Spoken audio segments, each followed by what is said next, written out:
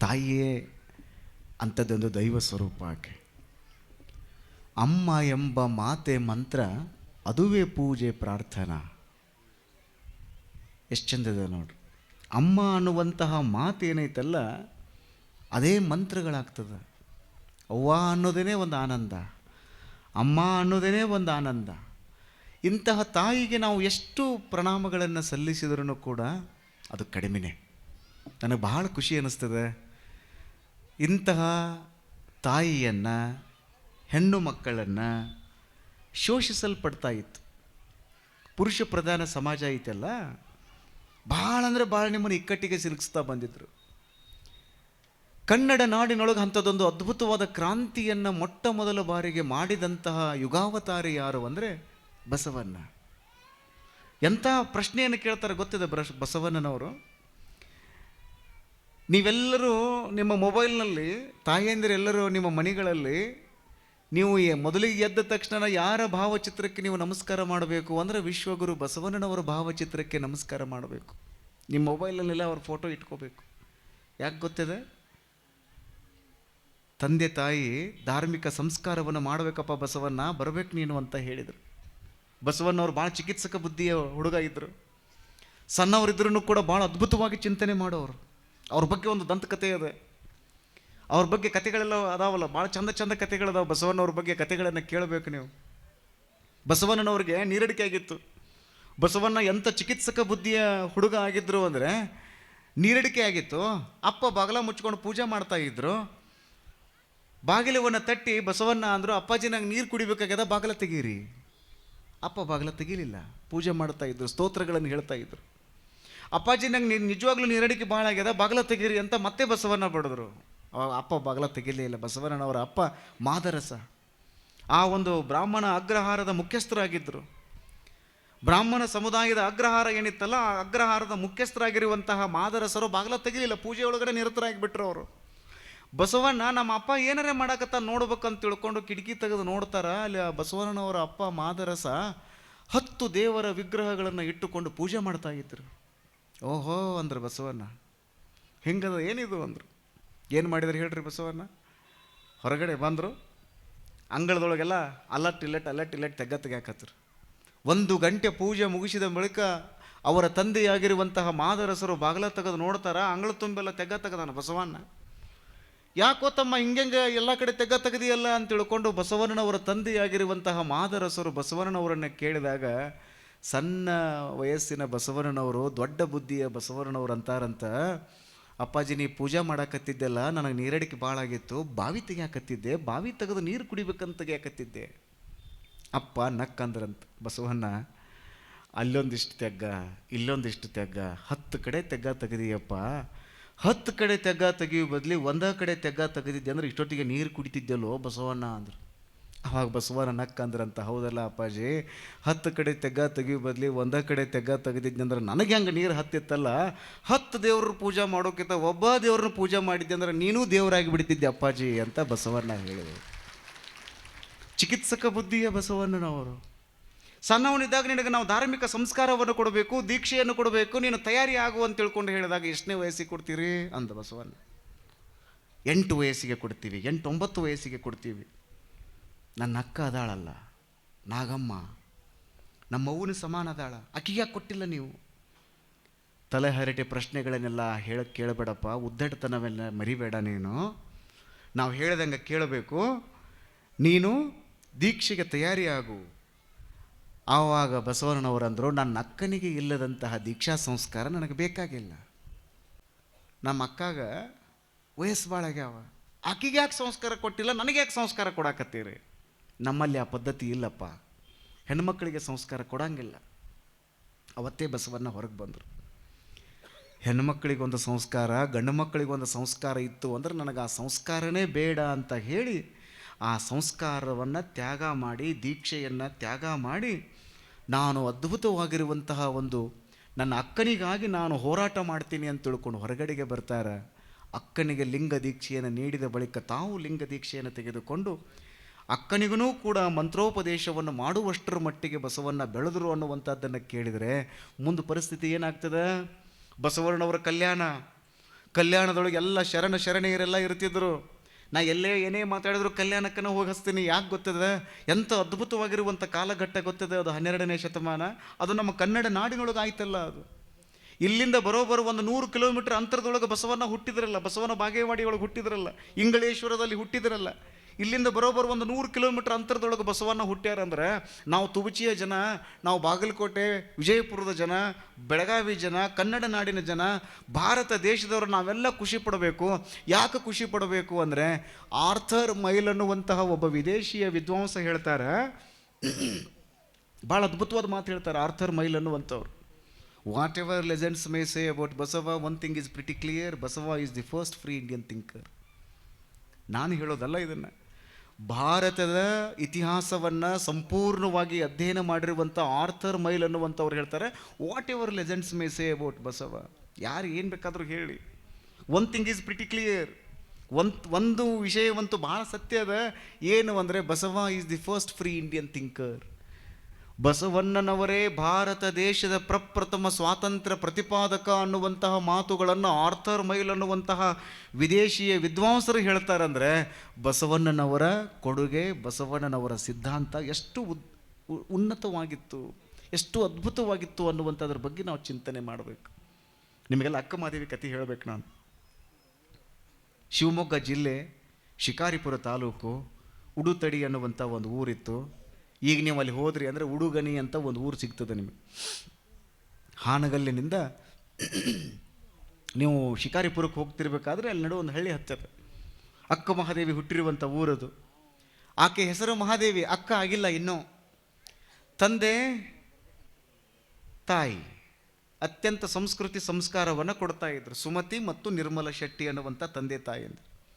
ಅಕ್ಕ ಬೆಳೀತಾ ಇದ್ಲು. ಸ್ನಿಗ್ಧ ಸೌಂದರ್ಯದ ಮುಗ್ಧ ಸೌಂದರ್ಯವನ್ನು ಹೊಂದಿಕೊಂಡಿರುವಂಥ, ತನ್ನನ್ನು ತಾನು ಮುಪ್ಪುರಿಗೊಂಡಿರುವಂಥ ಅಕ್ಕ ಮಹಾದೇವಿ ಅಷ್ಟೇ ಆಗಿದ್ಲಲ್ಲ, ಆಕೆ ಬೆಳೀತಾ ಇದ್ದಳು, ವಯಸ್ಸಿಗೆ ಬಂದಳು. ಆ ಪ್ರಾಂತದ ಮುಖ್ಯಸ್ಥ ಯಾರು ಅಂದರೆ ಕೌಶಿಕ ಅನ್ನುವಂಥವ. ಆಕೆಯನ್ನು ಮದುವೆ ಆಗಬೇಕು ಅಂತ ಕೇಳಿಕೊಂಡ. ಆಕೆ ಒಲ್ಲೆ ಅಂದಳು. ಒತ್ತಡದಿಂದ ಒತ್ತಾಯದಿಂದ ಅರಮನೆಯೊಳಗೆ ಇಟ್ಟುಕೊಂಡ. ಷರತ್ತುಗಳನ್ನು ಆಕೆ ಹಾಕಿದ್ಲು. ಷರತ್ತುಗಳನ್ನು ಈಡೇರ್ಸೋಕ್ಕಾಗಲಿಲ್ಲ. ಆಕೆ ಅರಮನೆಯನ್ನು ಬಿಟ್ಟು ಹೊರಗೆ ಬರ್ತಾಳೆ. ತಂದೆ ತಾಯಿಯಂದರೆ ಕೇಳ್ತಾರೆ, ಹೊರಗೆ ಹೊಂಟಿ, ಎಲ್ಲಿ ಹೊಂಟಿ? ನಾನು ನನ್ನ ಗಂಡನನ್ನು ಅರಸುತ್ತಾ ಹೊರಟಿದ್ದೇನೆ. ಯಾರು ನಿನ್ನ ಗಂಡ ಅಂತ ಕೇಳಿದ್ರು ಅವ್ವ ಅಪ್ಪ. ಮತ್ತಿನ್ಯಾರು? ಚನ್ನಮಲ್ಲಿಕಾರ್ಜುನ ಅನ್ನುವಂತಹ ಗಂಡ. ಚನ್ನಮಲ್ಲಿಕಾರ್ಜುನನನ್ನು ಬಿಟ್ಟು ನನಗೆ ಯಾರೂ ಗಂಡ ಇಲ್ಲ. ಈ ಲೌಕಿಕದ ಗಂಡರುಗಳು ಏನದಾರಲ್ಲ ಇವ್ರನ್ನೆಲ್ಲ ಹೋಗಿ ಒಲೆಯಾಗಿಡ್ರು ಅಂತ ಹೇಳಕ್ಕೆ. ಒಂದು ಫೆಮಿನಿಸಮ್ ಅನ್ನುವಂಥ ಒಂದು ಸಿದ್ಧಾಂತ ಅದ, ಮಹಿಳಾವಾದ ಅನ್ನುವಂಥದ್ದು ಐತಿ. ಭಾಳ ಅದ್ಭುತವಾಗಿರುವಂಥ ಸಿದ್ಧಾಂತ. ಇಡೀ ಜಗತ್ತಿನಲ್ಲೇ ಬಹಳ ದೊಡ್ಡ ಗಮನವನ್ನು ಸೆಳೆದಿರುವಂಥ ಸಿದ್ಧಾಂತ ಅದು ಫೆಮಿನಿಸಮ್, ಮಹಿಳಾವಾದಿಗಳು. ಅವ್ರು ಎಲ್ಲರೂ ಗಂಡ್ಮಕ್ಳ ಮಾತು ಕೇಳಲ್ರಿ. ಅವ್ರು ನಮ್ಮದ ಕರೆ ಅಂತಾರೆ ರೀ ಮಹಿಳಾವಾದಿಗಳೆಲ್ಲ. ಫೆಮಿನಿಸ್ಟ್, ಫೆಮಿನಿಸಮ್ ಆ್ಯಂಡ್ ಫೀಮೇಲ್ ಅನ್ನುವಂಥ 3 ಕ್ಯಾಟಗರಿ ಬರ್ತಾವೆ. ಆ ಮಾತು ಬೇರೆ. ಅಕ್ಕನನ್ನ ಅವ್ವ ಅಪ್ಪ ಕೇಳ್ತಾರೆ, ಎಲ್ಲಿ ಹೊಂಟಿ? ನೀವು ಯಾರೇ ಮುಂಜಾನೆ ಎದ್ದು ಚೂಪನ್ ಟೊಪಿಗೆ ಹಾಕೊಂಡು ಮಣ್ಣು ಹೇಳಿದ್ನಲ್ಲ, ಎಲ್ಲರೂ ಹೊಂಟಿ ಎಲ್ಲಿ ಹೊಂಟಿ ಅಂತ ಕೇಳ್ರೆ ದರಿದ್ರ ಅಪಶಕುನ ಅಂತ ಮಾತಾಡ್ತೀವಿ ನಾವು. ಅವ್ವ ಅಪ್ಪ ಕೇಳಿದ್ರೆ ಎಲ್ಲಿ ಹೊಂಟಿ? ನಾನು ನನ್ನ ಗಂಡನ ನೋಡಕ್ಕೆ ಹೊರಟೀನಿ, ಶ್ರೀಶೈಲದ ಕಡೆಗೆ ಹೊರಟೀನಿ. ಅಲ್ಲಿ ಮಲ್ಲಯ್ಯ ಅದಾನ, ಮಲ್ಲಿಕಾರ್ಜುನ ಅದಾನ, ಚನ್ನ ಮಲ್ಲಿಕಾರ್ಜುನ ಅದಾನಲ್ಲ ಅವ ನನ್ನ ಗಂಡ. ಆಯ್ತವ, ಸಣ್ಣ ವಯಸ್ಸಿನ ಹೆಣ್ಮಗಳು ನೀನು, ಹಸಿವಾಯ್ತಂದ್ರೆ ಏನು ಮಾಡ್ತಿ?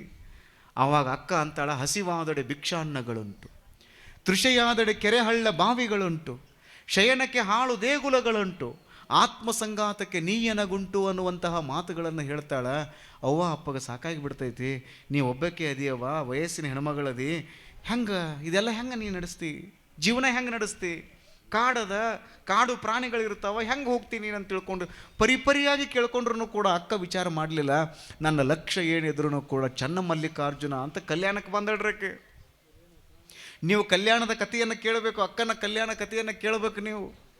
18 ವರ್ಷ ವಯಸ್ಸಿನ ಮಹಾದೇವಿ ಕಲ್ಯಾಣದ ಕಡೆಗೆ ಮುಖ ಮಾಡಿ ಬಂದಳಲ್ಲ, ಕಲ್ಯಾಣವನ್ನು ದೂರಿನಿಂದ ನೋಡಿದ್ಲು, ಅಲ್ಲಿ ನಮಸ್ಕಾರ ಮಾಡಿದಳು. ಯಾಕೆ ನಮಸ್ಕಾರ ಮಾಡಿದಳು ಅಂದರೆ ಕಲ್ಯಾಣದೊಳಗೆ ನಮ್ಮಪ್ಪ ಬಸವಣ್ಣದಾನ, ಬಸವಣ್ಣನನ್ನು ನೋಡಬೇಕು, ಬಸವಣ್ಣನ ಸಾಂಗತ್ಯವನ್ನು ಅನುಭವಿಸಬೇಕು, ಬಸವಣ್ಣನ ಸಾನ್ನಿಧ್ಯದೊಳಗೆ ನಾನು ಇರಬೇಕು ಅಂತ ಹೇಳಿ ಮಹಾದೇವಿ ಉತ್ಕಟ ಅಪೇಕ್ಷೆಯನ್ನು ಇಟ್ಟುಕೊಂಡು ಕಲ್ಯಾಣದ ಕಡೆಗೆ ಮುಖ ಮಾಡ್ಯಾಳ.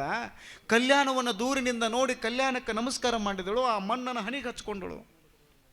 ಸ್ವಾಮಿ ವಿವೇಕಾನಂದರು ಹೊರದೇಶಕ್ಕೆ ಹೋಗಿ ಬಂದ ನಂತರದಲ್ಲಿ ಭಾರತಕ್ಕೆ ಹಡಗನ್ನು ಇಳಿದ್ರಲ್ಲ, ಇಳಿದ ತಕ್ಷಣ ಏನು ಮಾಡಿದೆ ಅಂದರೆ ಭಾರತದ ಮಣ್ಣನ್ನು ತೆಗೆದುಕೊಂಡು ತಮ್ಮ ಹನಿಗೆ ಹಚ್ಕೊಂಡ್ರು, ಮೈಗೆಲ್ಲ ಹಚ್ಕೊಂಡ್ರು.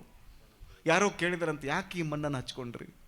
ಅವಾಗ ವಿವೇಕಾನಂದರು ಹೇಳಿದ್ರಂತ, ಭೋಗ ಭೂಮಿಗೆ ಹೋಗಿ ಬಂದು ಶರೀರ ಮನಸ್ಸು ಎಲ್ಲ ಮೈಲಿಗೆ ಆಗೈತಪ್ಪ. ಯೋಗ ಭೂಮಿಯ ಮಣ್ಣನ್ನು ಹಚ್ಕೊಂಡು ನಾನು ಪವಿತ್ರ ಮಾಡ್ಕೊಳಕತ್ತೀನಿ. ಇದು ಭಾರತ, ಇದು ಯೋಗ ಭೂಮಿ. ಇದು ಈ ಮಣ್ಣು ಏನೈತಲ್ಲ, ಇದು ಮಣ್ಣಲ್ಲ, ಇದು ನನ್ನ ದೃಷ್ಟಿಯೊಳಗೆ ವಿಭೂತಿ ಸಮಾನ. ಇದು ಈ ಮಣ್ಣನ್ನು ನಾನು ಹನಿಗೆ ಹಚ್ಕೊಳ್ತೀನಿ ಅಂತ ಹೇಳಿ ಈ ಮಣ್ಣನ್ನು ಹನಿಗೆ ಹಚ್ಕೊಂಡ್ರಲ್ಲ, ಆ ರೀತಿಯಾಗಿ ಅಕ್ಕ ಮಹಾದೇವಿ ಕಲ್ಯಾಣಕ್ಕೆ ಬಂದ ನಂತರದಲ್ಲಿ ಅಲ್ಲಿಯ ಮಣ್ಣನ್ನು ತನ್ನ ಹನಿಗೆ ಹಚ್ಕೊಳ್ತಾಳ. ಇದು ಬಸವಣ್ಣನ ಕಲ್ಯಾಣ. ದೊಡ್ಡ ದೊಡ್ಡ ಶರಣರೆಲ್ಲರೂ ಕಲ್ಯಾಣದೊಳಗಿರುವಂಥದ್ದು. ಮೋಳಿಗೆಯ ಮಾರಯ್ಯ ಬಂದಾನ, ಅಫ್ಘಾನಿಸ್ತಾನದಿಂದ ಮುರುಳು ಶಂಕರ ದೇವರು ಬಂದಾರ, ಒರಿಸ್ಸಾದಿಂದ ಬಂದಾರ, ಸೌರಾಷ್ಟ್ರದಿಂದ ಬಂದಾರ, ತಮಿಳುನಾಡಿನಿಂದ ಬಂದಾರ, ಆಂಧ್ರ ಪ್ರದೇಶದಿಂದ ಬಂದಾರ, ಕರ್ನಾಟಕದಿಂದಂತೂ ಲೆಕ್ಕನೇ ಇಲ್ಲ. ಎಲ್ಲ ಶರಣರು ನಮ್ಮ ಶಿವಮೊಗ್ಗ ಜಿಲ್ಲೆಯ ಅಲ್ಲಮ ಪ್ರಭುದೇವರು ಕೂಡ ಕಲ್ಯಾಣಕ್ಕೆ ಬಂದಾರಂದ್ರೆ ಈ ಕಲ್ಯಾಣಕ್ಕೆ ನಮೋ ನಮಃ ಅಂತ ತಿಳ್ಕೊಂಡು ಬಂದಳ್ರಿ. ಅನುಭವ ಮಂಟಪ ಅಂದ್ರೆ ನೋಡ್ಬೇಕ್ರಿ ನೀವು. ಈಗ ಹೆಂಗೆ ನೀವು ಕೂತಿರಲ್ಲ, ಹಿಂಗೆ ಕೂತ್ಕೊಂಡಿದ್ರಿ ಎಲ್ಲರೂ. ಅನುಭವ ಮಂಟಪದ ಘನತೆ ವೆತ್ತ ಅಧ್ಯಕ್ಷರು ಯಾರು ಅಂದ್ರೆ ಅನಾದಿ ನಿರಂಜನ ಜಗದ್ಗುರುಗಳಾದ ಅಲ್ಲಮ ಪ್ರಭುದೇವರು. ಅಲ್ಲಮ ಪ್ರಭುದೇವರ ಸಲುವಾಗಿ ಬಸವಣ್ಣನವರು ಅನುಭವ ಮಂಟಪವನ್ನು ಕಟ್ಟಿದರು. ಈ ಅನುಭವ ಮಂಟಪದ ಘನತೆ ವೆತ್ತ ಅಧ್ಯಕ್ಷರಾಗುವಂತಹ ಸಕಲ ಸಲ್ಲಕ್ಷಣ ಯಾರ ಹತ್ರ ಅದಾವಂದ್ರೆ ಅಲ್ಲಮ ಪ್ರಭುದೇವರ ಹತ್ರ ಅದಾವ. ಅವರೇ ಇದನ್ನು ಅನುಭವ ಮಂಟಪದ ಶೂನ್ಯ ಪೀಠವನ್ನು ಆರೋಹಣ ಮಾಡಬೇಕು ಅಂತ ಬಸವಣ್ಣ ಸಂಕಲ್ಪ ಮಾಡ್ಕೊಂಡಿದ್ರು. ಅಲ್ಲಮ ಪ್ರಭುದೇವರು ಬರ್ತಾರ, ಆ ಶೂನ್ಯ ಸಿಂಹಾಸನಾರೋಹಣವನ್ನು ಮಾಡ್ತಾರೆ. ಎಲ್ಲರೂ ಕೂತ್ಕೊಂಡಿರ್ತಾರೆ. ಎಲ್ಲ ಹೆಣ್ಮಕ್ಳು ಕೂತ್ಕೊಂಡಿದ್ರು, ಗಂಡು ಮಕ್ಕಳು ಕೂತ್ಕೊಂಡಿದ್ರು. ಅಂದರೆ ಶರಣೆಯರು ಒಂದು ಕಡೆಗೆ ಶರಣರು, ಒಂದು ಕಡೆಗೆ ಶರಣೆಯರು ಎಲ್ಲರೂ ಕೂತ್ಕೊಂಡು ಚಿಂತನೆಯನ್ನು ಮಾಡ್ತಾ ಇದ್ರು. ಅಕ್ಕ ಮಹಾದೇವಿ ಇನ್ನೇನು ಅನುಭವ ಮಂಟಪದ ಒಳಗೆ ಹೆಜ್ಜೆ ಇಡಬೇಕಂತಿದ್ದಳು. ನಿಲ್ಲು ಅಂದರು ಅಲ್ಲಮ ಪ್ರಭುದೇವರು. ಸ್ಟಾಪ್ ಅಂದರು. ಅವಾಗ ಇಂಗ್ಲೀಷ್ ಇರಲಿಲ್ಲ, ನಾ ಹೇಳಾಕತ್ತೀನಿ. ಇಂಗ್ಲೀಷ್ ಹುಟ್ಟಿದ್ದೇನೆ 14ನೇ ಶತಮಾನದ ನಂತರದೊಳಗೆ. ನಿಂದ್ರವ ಅಲ್ಲಿ ಅಂದ್ರು. ಅಲ್ಲ ನಿಂತ್ಕೋ. ಒಂದು ಪ್ರಶ್ನೆ ಕೇಳಿದ್ರು ನೋಡ್ರಿ. ಉದ ಮದದ ಯೌವನವನೊಳಗೊಂಡ ಸತಿ ನೀನು ಇತ್ತಲೇಕೆ ಬಂದೆ ಯವ್ವ. ಸತಿ ಎಂದರೆ ಮುನಿವರು ನಮ್ಮ ಶರಣರು. ನಿನ್ನ ಪತಿಯ ಕುರುಹ ಹೇಳಿದರೆ ಬಂದು ಕುಳ್ಳಿರು, ಇಲ್ಲವಾದರೆ ತೊಲಗು ತಾಯಿ ತೊಲಗು ಅಂತ ಒಂದು ಮಾತು ಹೇಳಿದರು. ಬಸವಣ್ಣ ನೋಡಕತ್ತಾರ. ಮುದ್ದಾದ ಮಗು ನನ್ನ ಮಗಳ ಸಮಾನವಾಗಿರುವಂಥ ಮಹಾದೇವಿ ಒಳಗೆ ಬರಾಕತ್ತಾಳ. ಒಳಗೆ ಬಂದು ಕರ್ಕೊಂಡು ಕೂಡ್ರಿಸೋ ಬದಲಿ ಹೊರಗೆ ಹೋಗನ್ನಕತ್ತಾರಲ್ಲ ಅಲ್ಲಮ ಪ್ರಭುದೇವರು. ಏನಂತ ಕೇಳಕತ್ತಾರ? ಉದ ಮದದ ಯೌವನವನೊಳಗೊಂಡ ಸತಿ ನೀನು ಇತ್ತಲೇಕೆ ಬಂದೆಯವ್ವ. ನಿನ್ನ ಪತಿಯ ಕುರುಹ ಹೇಳಿದರೆ ಬಂದು ಕುಳ್ಳಿರು, ಇಲ್ಲವಾದರೆ ತೊಲಗು ತಾಯಿ ತೊಲಗು ಅಂತ ಹೇಳಿದರು. ಆವಾಗ ಮಹಾದೇವಿ ಅಂಜಲಿಲ್ಲ, ಅಳಕಲಿಲ್ಲ. ನನ್ನ ಗಂಡನ ಹೆಸರು ಕೇಳಕತ್ತೀರ? ಹೇಳ್ತಾನೆ ಕೇಳ್ರಿ ಅನ್ಲಿ. ನೀವು ಹೇಳ್ತೀರೇನ್ರಿ? ಗಂಡನ ಹೆಸರು ಹೇಳ್ರಿ ಅಂದ್ರೆ ಏನು ಹೇಳ್ತೀರಿ ನೀವು? ಒಮ್ಮೆ ಹೆಸರು ಹೇಳಿಬಿಡ್ತೀರಿ ನೀವು. ಒಮ್ಮೆ ಹೆಸರು ಹೇಳಬಾರ್ದು, ಒಡಪಾಕಿ ಹೆಸರು ಹೇಳಬೇಕು. ಚಲೋ ಕಾರ್ಯಕ್ರಮಗಳದು ನಡೆದಾಗ ಕೇಳ್ತಿರ್ತ, ಹೆಸರು ಹೇಳ್ರಿ ಅಕ್ಕಾರ, ಹೆಸರು ಹೇಳ್ರಿ ಮಾಮನ ಹೆಸರು ಹೇಳ್ರಿ. ಹೆಸರು ಹೇಳೋದಂದ್ರೆ ಡೈರೆಕ್ಟ್ ಹೆಸರು ಹೇಳಬಾರ್ದು. ಒಡಪಾಕಿಗೆ ಯಾರಿಗೂ ನಿಮಗೆ ಬರಂಗೇ ಇಲ್ಲ. ಮಾನ್ಯ ಹಂಗೆ ಕೈ ರೊಟ್ಟಿ ಕತೆ ಹೇಳಿನಲ್ಲ, ಈಗಂತೂ ನಿಮ್ಗೆ ಒಡಪಾಕಿ ಯಾರಿಗೂ ಹೇಳಕ್ಕೆ ಬರಂಗಿಲ್ಲ. ಅವರ ಹಳಿ ಅಜ್ಜಿ ಅಂದಿರದಾರ ನೋಡ್ರಿ, ವಯಸ್ಸಾದ ತಾಯಂದಿರದಾರಲ್ಲ, ಇವ್ರಿಗೆ ಅಟ್ಟ ಬರ್ತೈತ್ರಿ. ಅದು ಜೋಗಳ ಪದನೂ ಅವ್ರಿಗೆ ಬರ್ತದೆ. ಅವ್ರಿಗೆ ಬರೆದು ಕೊಟ್ಬಿಟ್ಟಿವಿ ಎಲ್ಲ ನಾವು. ನಮ್ಗೆ ಯಾರಿಗೂ ಬರಂಗೇನೇ ಇಲ್ಲ. ಈ ಹೆಸರು ಹೇಳೋದ್ರೊಳಗೂ ಒಂದು ಕಿಡಿಂಗ್ ಮಾಡುವಂಥದ್ದು, ಕಾಲು ಎಳೆಯುವಂಥದ್ದು, ಖುಷಿಯಾಗಿ ವ್ಯಕ್ತಪಡಿಸುವಂಥ ಒಂದು ಪದ್ಧತಿ ಐತಿ. ಈಗಂತೂ ಅದು ಇಲ್ಲವೇ ಇಲ್ಲ. ಒಬ್ಬ ಯಾರೋ ಹೆಸರು ಕೇಳಿದ್ರಂತ. ಆ ಹೆಣ್ಮಗಳಂದರು ಟುಮ್ ಟಮಾಟಿ.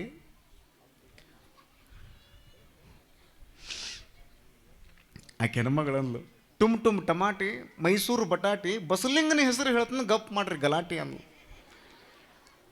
ಅವ ಅಂದ, ತುಂಬಿದ ಸಭಾದಾಗ ನನಗೆ ಬಸಲಿಂಗ ಅಂದಳ ಆಯ್ಕೆ. ಟುಮ್ ಟಮಾಟಿ, ಮೈಸೂರು ಬಟಾಟಿ, ಬಸಲಿಂಗನ ಹೆಸರು ಹೇಳ್ತಾನೆ ಗಪ್ ಮಾಡ್ರಿ ಗಲಾಟಿ. ನಂದು ಪಾಳೆ ಬರಲಿ ಅಂದವ. ಅನ್ನಾರ ನೀವು ಹೇಳ್ರಿ, ಅಕ್ಕಾರ ಹೆಸರು ಹೇಳ್ರಿ, ನೀವೇ ಹೇಳ್ರಿ.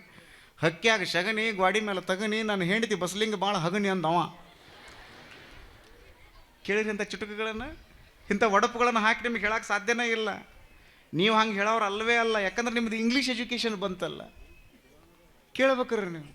ಮತ್ತೊಬ್ಬವನು ಕೇಳಿದ್ರು, ನೀ ಹೇಳ್ರಿ ಅನ್ನಾರ ಹೆಸರು ಹೇಳ್ರಿ. ಧಾರವಾಡದ ಆಚೆ ಕಡೆ ಡೆಂಟಲ್ಲ, ಧಾರವಾಡದ ಆಚೆ ಕಡೆ ಮೆಂಟಲ್ಲ, ನಾನು ಹೆಂಡತಿ ಒಂದು ಕ್ವಿಂಟಲ್ ನಾವು ಕೇಳಿರಿ ಇಂಥವೆಲ್ಲ ಚಂದ. ಮತ್ತೊಬ್ಬ ಹೇಳಿದ್ರು, 40 ಆದಮೇಲೆ ಎಲ್ಲರೂ ಹಾಕೋತಾರೆ ಚಸ್ಮಾ, ನನ್ನ ಹೆಂಡತಿ ಹೆಸರು ಸುಷ್ಮಾ ಅಂದೊಬ್ಬ. ಆ ಚಸ್ಮಾಕ್ಕೂ ಸುಷ್ಮಾಕ್ಕೂ ಏನು ಸಂಬಂಧ ಐತಿ ಹೇಳ್ರಿ? ಸುಷ್ಮಾ ಅಂತ ಚಸ್ಮಾ ಅಂತ. ಇವೆಲ್ಲ ಇಲ್ಲ. ಇದು ತೂಚಾಗಿನಾರ ಉಳಿದಿರ್ಬೇಕ್ರಿ. ಬೆಂಗಳೂರು ಅಂತ ಸಿಟ್ಟೊಳಗೆ ಇಲ್ಲ, ಗಂಡನ ಹೆಂಗೆ ಕರೀದೆ? Come on Ramesh, come on Suresh. What kind of culture is this? ಅಲ್ಲ, ಇದು ಕಲ್ಚರ್ ಏನದು? ಇಲ್ವೇ ಇಲ್ಲ. ಎಲ್ಲ ಪದ್ಧತಿ ಬದಲಾಗ್ತಾ ಇತ್ತು. ಹೆಣ್ಮಕ್ಳು ಗಂಡನ ಹೆಸರು ಹೇಳ್ತಾನೆ ಇರಲಿಲ್ಲ, ನಾಚ್ತಾ ಇದ್ರು. ಯಾರೋ ಒಬ್ಬ ಹೆಣ್ಮಗಳು ಭಾಳ ನಾಚಕರಕ್ಕೆ ಹೆಸರು ಹೇಳ್ರಿ ಗಂಟೆ ಬಿದ್ದರಕ್ಕೆ ಒಟ್ಟ ಬಿಡವಲ್ರು, ಪಟ್ನ ಹೇಳೇ ಬಿಟ್ಲಕ್ಕೆ. ಕತ್ರಿ ಮೇಲೆ ಕಾತ್ರಿ ದೇವ್ರಿಗೆ ಇರ್ಸೋದು, ಪತ್ರಿ ಮಳೆ ಬಂದಾಗ ಛತ್ರಿ, ನನ್ನ ಗಂಡನ ಹೆಸರು ಕೇಳಿದವ್ರು ಹೆಣ ಎತ್ರಿ ಅಂದ್ಲು. ಕೇಳಿರಿ ಇಂಥವೆಲ್ಲ? ಇಲ್ಲ ಇಲ್ಲ, ನಾವ್ಯಾವ ಕೇಳೇ ಇಲ್ಲ. ಅನುಭವ ಮಂಟಪದಲ್ಲಿ ಅಲ್ಲಮ ಪ್ರಭುದೇವರು ಕೇಳಕತ್ತಾರ, ಉದಮದದ ಯೌವನವನೊಳಗೊಂಡ ಸತಿ ನೀನು ಇತ್ತಲೇಕೆ ಬಂದೆ ಯವ್ವ.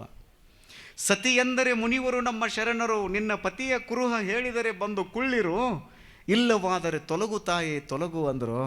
ಸಾವಿಲ್ಲದ ಕೇಡಿಲ್ಲದ ರೂಹಿಲ್ಲದ ಚಲುವಂಗ ನೊಲಿದೆ ನವ್ವ. ಅಕ್ಕ ವಚನ ಬರಿತಾಳ. ಎಡರಿಲ್ಲದ ತೊಡರಿಲ್ಲದ ತೆರಹಿಲ್ಲದ ಚಲುವಂಗ ನೊಲಿದೆ ನವ್ವ, ಭವವಿಲ್ಲದ ಭಯವಿಲ್ಲದ ನಿರ್ಭಯ ಚಲುವಂಗ ನೊಲಿದೆ ನವ್ವ. ನನ್ನ ಗಂಡನ ಹೆಸರು ಏನು ಅಂದರೆ ಚನ್ನಮಲ್ಲಿಕಾರ್ಜುನ ಅನ್ನುವಂತಹ ಗಂಡಗ ನನ್ನ ಮದುವೆ ಆಗಿ ಕೊಟ್ಬಿಟ್ಟಾರ, ಅವನೇ ನನ್ನ ಗಂಡ ಅನ್ನುವಂಥ ಮಾತನ್ನು ಹೇಳಿದಾಗ ಚಪ್ಪಾಳೆ ತಟ್ಟಿ ಎಲ್ಲರೂ ಆ ಮಾತನ್ನು ಇಲ್ಲಲ್ರಿ ಅನುಭವ ಮಂಟಪದಾಗ ಹರ ಹರ ಮಹಾದೇವ ಅಂತ ಚಪ್ಪಾಳೆ ತಟ್ಟಿ ಖುಷಿ ವ್ಯಕ್ತಪಡಿಸಿದ್ರೆ ಎಲ್ಲ ಶರಣೆಯರು. ನೀವು ಚಪ್ಪಾಳೆ ತಟ್ಟಿದ್ರಿ, ಭಾಳ ಖುಷಿ ಆಯ್ತು ನನಗೆ. ಅಟ್ಟಕ್ಕೆ ಬಿಡಬೇಕು ಬೇಡ್ರಿ ಅಲ್ಲಮ ಪ್ರಭುದೇವರು. ಓಹೋ ಅಂದ್ರು ಅವ್ರು. ಕರೆಕ್ಟ್ ಅದ.